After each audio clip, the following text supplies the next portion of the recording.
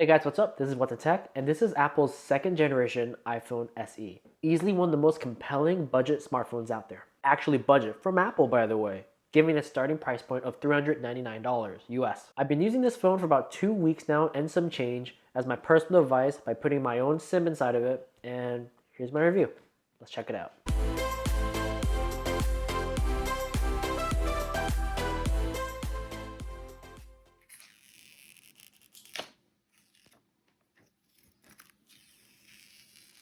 Out of the box, there's the pamphlet of info slash stickers, the iPhone itself, wired lightning earphones, and an anemic 5-watt charger. Notable omission is that there is no longer a 3.5mm adapter anymore, so you need to supply one yourself unfortunately. Typical Apple fashion, setup was a breeze and intuitive, just keep reading through the on-screen text and you really hold your hand here.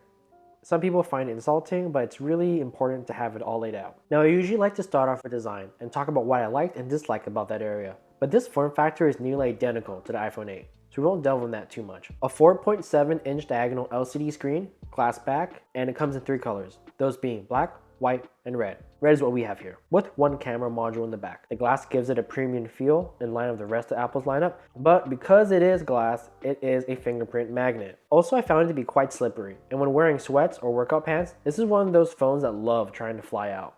You'll want to slap on a case.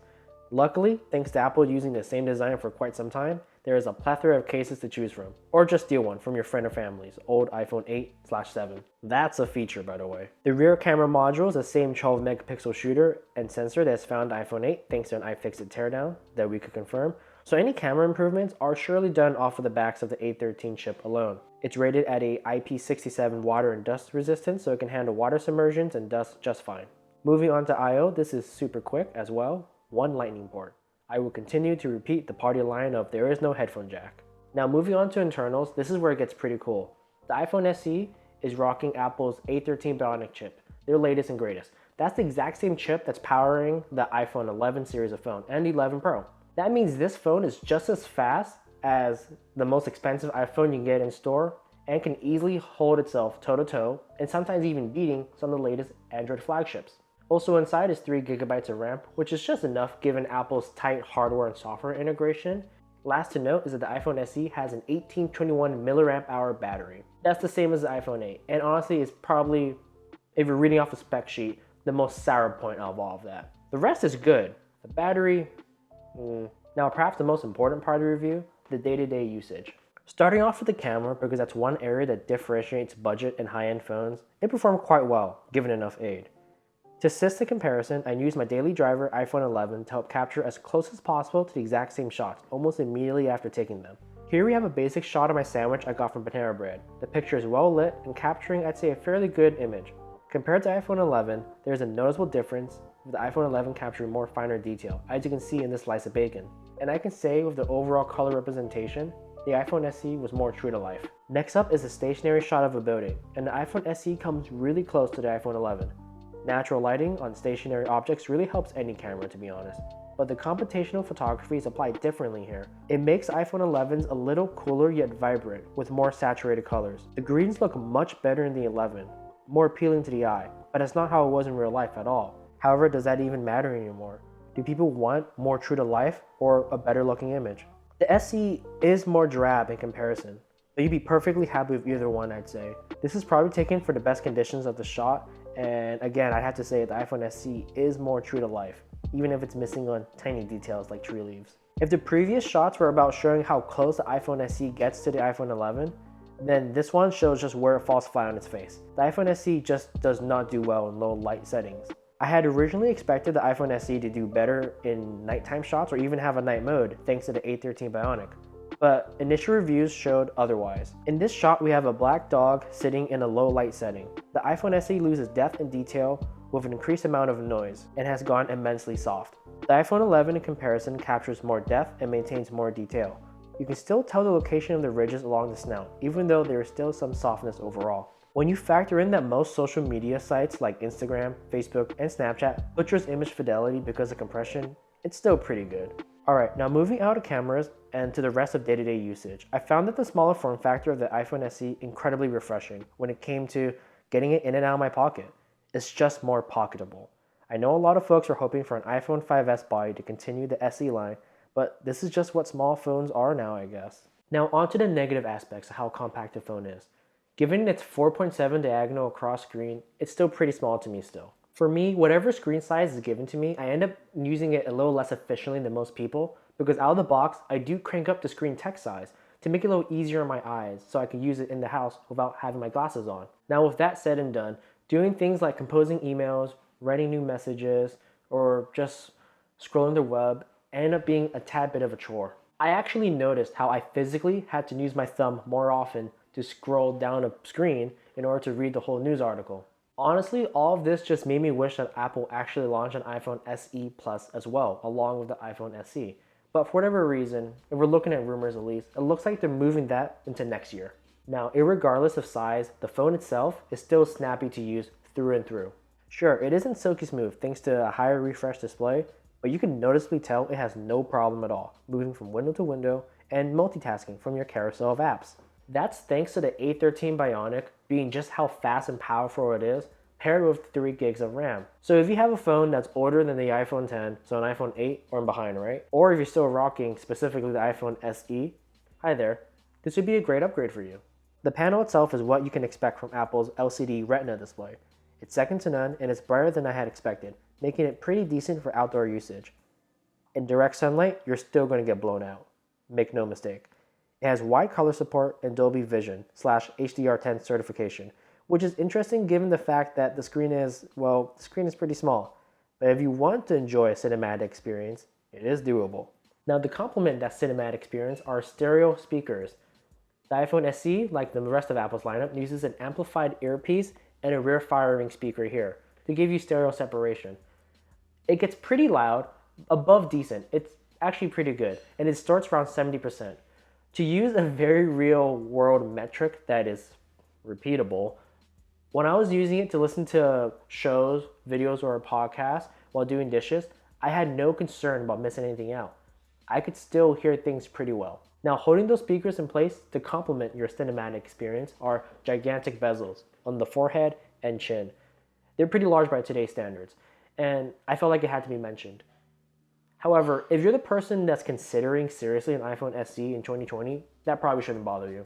Now, when it comes to battery life, this part's pretty complicated, and I actually delayed my review by a day or two, just so I can confirm I didn't mess anything up here. Now, as we went over earlier, the battery on this phone is quite small, 1821 milliamp hours, and you don't see that often because most phones are at least north of 2000. And you gotta remember, this phone does not have 3D touch anymore, so there would be size in here, there would be room in here. I had expected the battery life to be better thanks to the A13 Bionic chip, just overall being more efficient, or some other Apple shenanigans magic stuff, like an underclocked CPU, or that the phone is physically pushing less pixels compared to the iPhone 11. But at the end of the day, my battery life report is middling to decent, honestly. I'm usually ending around 20-30% with a mix of news, social media, going through memes, the occasional picture, and using this to play music via Bluetooth in my car. I have also noticed that my personal heavy AirPods usage didn't affect battery life that much at all, so that's a really good thing to report in this regard. But where it got really interesting was that battery life almost nosedived after I successfully paired my Apple Watch to it. Battery life was ending around 10%, sometimes a little lower if I did a workout that day.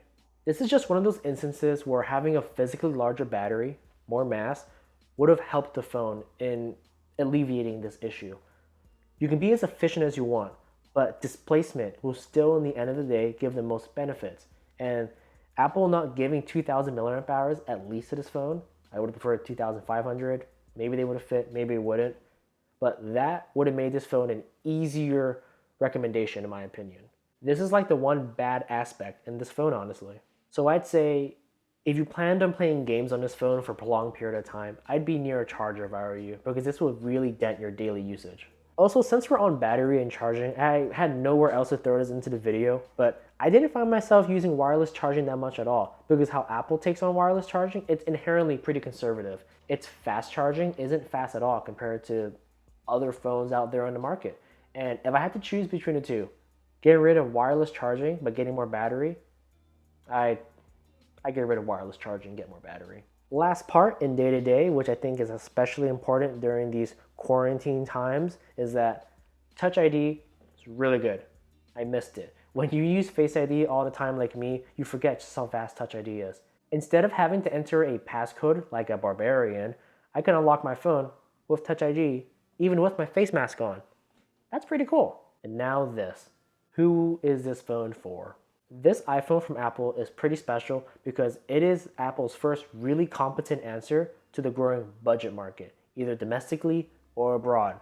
You know, there is still a sizable chunk of people who outright refuse to spend $700 or north of $700 for a capable phone. This phone is for them. Not too long ago, if you wanted an affordable iPhone, you either had to buy one used or buy one of the older models that Apple needs to sell alongside its new ones in store. Those days are gone now. As of right now, there seems to be a very clear price stepping stone where you start off with this phone, their low-end budget phone, and it goes all the way up to the iPhone 11 Pro Max, their high-end flagship phone. And all of them have the same processor. Well, not all of them. iPhone XR. Apple can now truly say there is an iPhone for everyone, and you don't have to buy used. This is a purposefully built device targeted at the teens who want an iPhone, but their parents don't want to shell out $700, understandably. And this is also for those who need a new smartphone, but they don't care about Apple's latest new features. They don't want to learn Face ID, and they don't care about the design language. They just want a phone that's good at being a phone. That's what this is. Also, on a smaller note, this is a fantastic entry into iOS and Apple's ecosystem in general. You'll finally be able to iMessage your friends and join those blue bubble chats in iMessage, so you won't be ignored by them anymore. For me, I would definitely be giving up some niceties if I had to use this phone as my daily driver. But what I can definitely say is, it's not by much. It has everything I could need from a phone. Not only that, you'll be getting long-lasting software support that's unparalleled in the industry. As of the time of this writing, the original iPhone SE, came out in 2016 I believe, can still get the latest version of iOS. That surprised me, I had to look it up. One thing is undoubtedly true, however, that this phone set the benchmark. It will be the new standard that other budget phones will be compared to, even if it has a dated design. Hey guys, thanks for watching. I'll see you guys in the next one. The next video is going to be a more direct iPhone SE versus iPhone XR, the budget phone versus the budget phone when it came out. And what we're going to be seeing is how they hold up, which one's the better value, and what should you get. I have a friend of the iPhone XR, so I'm going to be stealing that to do the video. All right, peace.